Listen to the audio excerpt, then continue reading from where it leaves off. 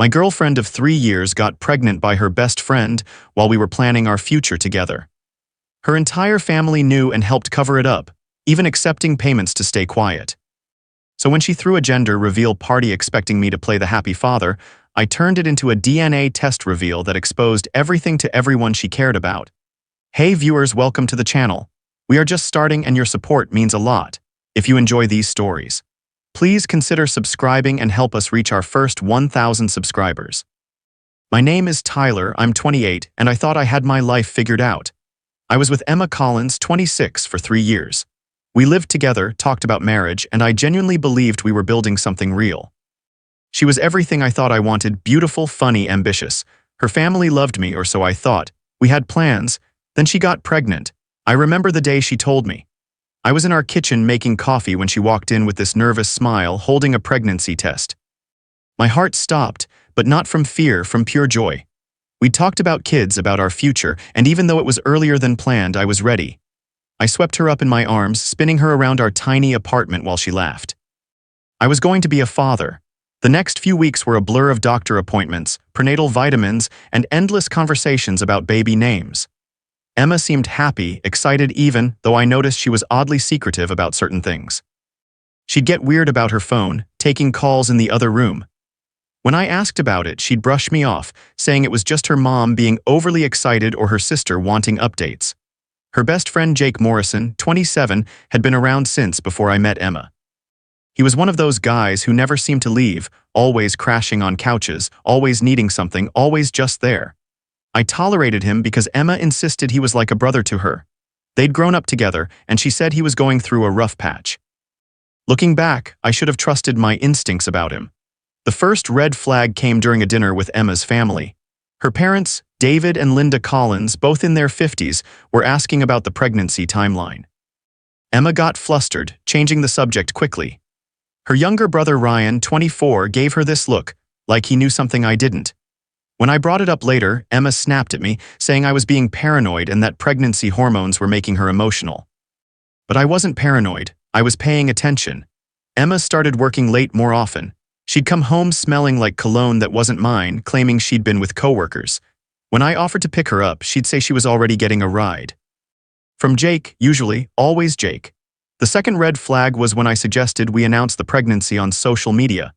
Emma panicked, saying she wanted to wait until after the first trimester.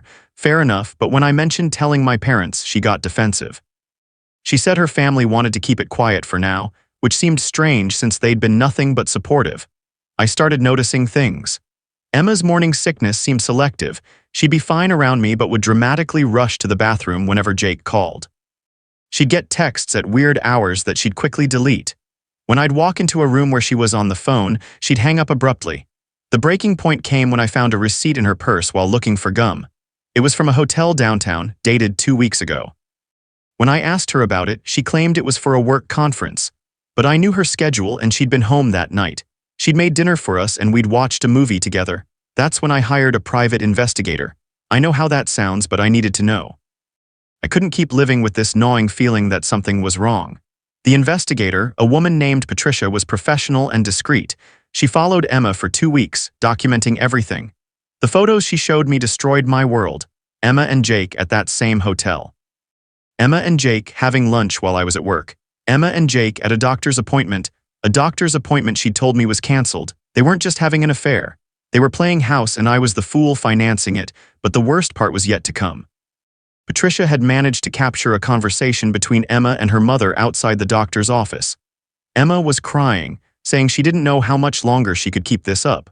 Linda was telling her to stick to the plan, that they'd figure it out after the baby came. They were talking about me like I was some kind of mark in a con game. I confronted Emma that night. I put the photos on our kitchen table and waited for her to come home. When she walked in, laughing at something on her phone, probably a text from Jake, the smile died on her face. "What is this?" she asked, but her voice was already shaking. "I think you know what it is," I said, my voice surprisingly calm. "How long, Emma?" She tried to deny it at first, saying the photos were taken out of context, that Jake was just being supportive. But when I showed her the hotel receipt, the timeline of the doctor's appointments, the evidence of them together while she was supposed to be at work, she broke down. "It's not what you think," she sobbed. "Jake and I, we have history, but I love you." I want to be with you.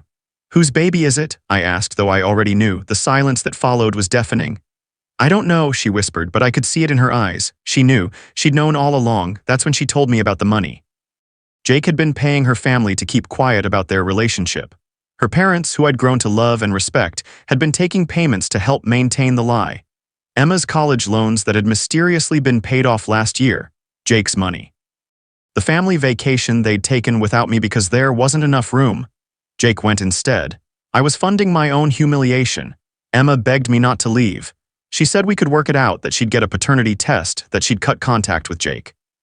But I could see through her now. This wasn't a mistake or a moment of weakness. This was a calculated deception involving her entire family. I moved out that night. The next few weeks were hell. Emma called constantly. Her family texted me, trying to do damage control. Her father, David, even showed up at my work, claiming Emma was having a breakdown and that I was abandoning her when she needed me most. The audacity was staggering, but Emma wasn't done. She started telling people her version of events. According to her, I'd abandoned her when she got pregnant. She painted herself as the victim, the poor girl whose boyfriend couldn't handle the responsibility. She had her family backing her up, and Jake conveniently disappeared during all of this. That's when I learned about the gender reveal party. Emma's sister called me, crying, saying Emma was planning this big gender reveal party and that she was telling everyone I was the father. She'd sent out invitations, booked a venue, ordered decorations. She was going to use this party to force me back into the narrative, to make me look like the deadbeat who abandoned his pregnant girlfriend.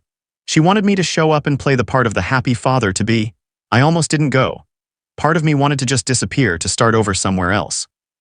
But then I thought about all the people who would be there, all the mutual friends who only knew Emma's version of events. I thought about how she'd get to play the victim while I was painted as the villain, so I decided to attend, but I was going to bring a guest. I used the money I'd been saving for our future to hire a lawyer and get a court order for an immediate DNA test. Patricia, the private investigator, had helped me document everything. I had photos, receipts, phone records, and witness statements. I had proof that Emma and Jake had been having an affair for months, that her family had been complicit, and that there was serious doubt about the baby's paternity. The day of the party, I showed up with my lawyer, the court order, and a process server. Emma had really gone all out. The venue was decorated in pink and blue, with balloons everywhere and a huge banner that read "Welcome Baby Thompson," using my last name. There were about 50 people there, including coworkers, friends, and family members. Everyone was excited, taking pictures, asking about the baby. Emma was glowing, playing the part of the happy, expectant mother. She told everyone I was just running late, that I was picking up a surprise. When I walked in, she rushed over with this huge smile, probably thinking I'd decided to play along. "Tyler, everyone, Tyler's here," she announced to the room. "Actually," I said, loud enough for everyone to hear, "I brought the surprise." I nodded to the process server, who stepped forward with the court order. "Emma Collins," he said formally, "you're being served with a court order for an immediate paternity test." The room went silent. Emma's face went white. "What is this?" she whispered. "This is the truth," I said, my voice carrying across the suddenly quiet room. "Emma's been having an affair with Jake Morrison for months. The baby might not be mine, and her entire family has been helping cover it up." Emma started crying, trying to deny it, but I wasn't finished. "I have photos, receipts, and documented evidence of the affair. I have proof that Jake has been paying Emma's family to keep quiet about their relationship. This whole pregnancy has been a lie, and this party is just another part of the deception." The room erupted. Emma's friends were demanding explanations, her family was trying to calm everyone down, and Emma was having a complete breakdown. Some people left immediately, others stayed to watch the drama unfold. Jake, who had been hiding in the back, tried to slip out, but several people cornered him. Under pressure, he admitted everything. The affair, the payments, the possibility that the baby was his. Emma's mother Linda was crying, her father David was shouting, and Emma was hyperventilating. The paternity test was administered right there in front of everyone. Emma had no choice but to comply with the court order. The results came back a week later. Jake was the father.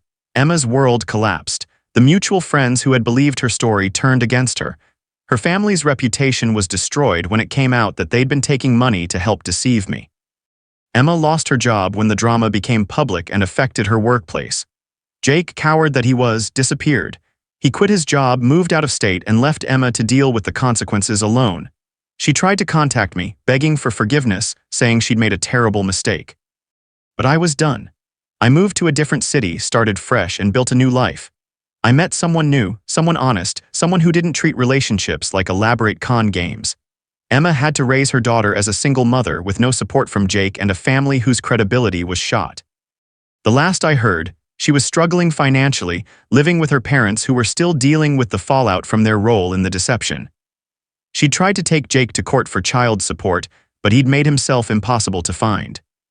But the story doesn't end there. About 6 months after I moved away, I got a call from Patricia, the private investigator. She'd been contacted by someone unexpected, Ryan, Emma's younger brother. He wanted to meet with me, and he had something important to share. When we met at a coffee shop in my new city, Ryan looked like he'd aged years in the few months since the party. He was carrying a box of documents and photos, and his hands were shaking as he set it down. "I've been living with guilt since that day," he said, his voice barely above a whisper. "What happened to you was wrong, but there's more you need to know." Ryan revealed that the deception went even deeper than I'd imagined. Jake hadn't just been paying Emma's family to keep quiet, he'd been blackmailing them. Years ago, David had made some questionable business decisions that could have landed him in serious legal trouble. Jake had found out and used that information to force the family into compliance. Emma's parents weren't just greedy accomplices, they were trapped. Jake had threatened to expose David's past unless they helped cover up the affair. Emma knew about the blackmail but went along with it anyway, too scared to lose Jake and too selfish to care about what it was doing to me or her family. Ryan had been collecting evidence for months, documenting Jake's threats and the family's coercion. He'd been too afraid to come forward during the party, but seeing how destroyed his family had become afterward gave him the courage to act. "Jake's been doing this to other people too," Ryan told me. "He's got a pattern. He finds people's weaknesses and exploits them. You weren't his first victim, Tyler, there are others." Ryan had contacted some of Jake's previous victims, people who'd been too ashamed or scared to come forward. Together, they'd built a case against him for extortion, fraud, and emotional abuse. The authorities were finally taking notice. I testified in the case against Jake, sharing my experience and providing the evidence Patricia had gathered. It turned out Jake had been running similar schemes for years, using people's secrets and vulnerabilities to manipulate them into compliance. The web of lies and manipulation stretched back over a decade. Jake was eventually tracked down and arrested. He faced multiple charges including extortion, fraud, and harassment. The court case was brutal for everyone involved, but it was necessary. Emma had to testify about the blackmail and her role in the deception, finally admitting the full extent of what she'd done. During the trial, I learned that Emma had tried to reach out to me several times through mutual friends, wanting to apologize and explain everything. But I wasn't ready to hear it then, and honestly, I'm not sure I ever will be. Some betrayals cut too deep to heal completely. The trial lasted 4 months. Jake was convicted on multiple counts and sentenced to 5 years in prison. Emma avoided jail time by cooperating with the prosecution, but she had to pay restitution to all of Jake's victims, including me. Her parents were cleared of criminal charges once the blackmail came to light, but their reputation never fully recovered. Ryan and I stayed in touch after the trial. He'd been genuinely remorseful about his family's actions and had worked hard to make amends. He'd helped expose Jake's crimes and supported the other victims throughout the legal process. It didn't erase what happened, but it showed me that not everyone in Emma's family was beyond redemption. The experience taught me that sometimes the people we trust most are capable of the deepest betrayals, but it also showed me that truth has a way of surfacing eventually. Emma's elaborate lie fell apart because lies always do. They require too much energy to maintain and too many people to keep quiet. Emma tried to rebuild her life after the trial, but the damage was done.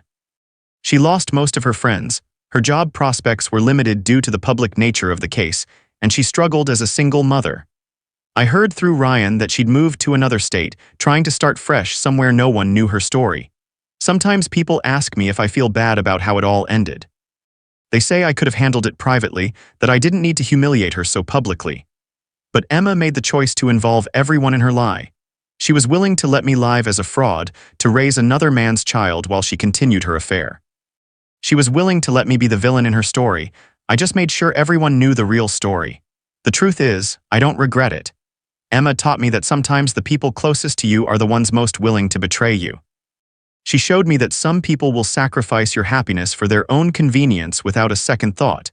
But she also taught me that I'm stronger than I thought, that I deserve better than lies and manipulation.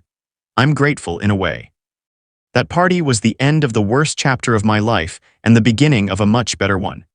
Emma got to live with the consequences of her choices, and I got to start over with a clear conscience. Sometimes the best revenge is simply letting someone face the truth about who they really are.